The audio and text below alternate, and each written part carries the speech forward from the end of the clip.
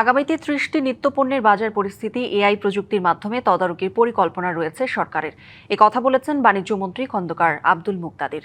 বিকেলে সিলেট সদর উপজেলায় আয়োজিত এক অনুষ্ঠান শেষে সাংবাদিকদের এসব কথা বলেন তিনি। জানান, বাজার ব্যবস্থাপনা তদারকি আরও বেশি প্রাতিষ্ঠানিক ও কার্যকর করতে চায় সরকার। পাশাপাশি নজরদারি নিশ্চিত হলে ভোজ্য তেলের দাম নির্ধারণের বিষয়টি ব্যবসায়ীদের উপর ছেড়ে দেওয়ার বিষয়টিও বিবেচনা করা হতে পারে বলে জানান তিনি। যে সমস্ত পণ্য থাকে এরকম প্রায় 30টা পণ্য আমরা সিলেক্ট করেছি।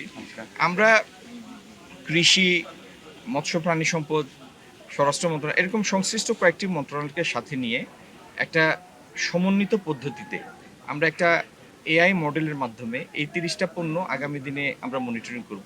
নগদ নিয়ে এলো হার না মানা হার অফার।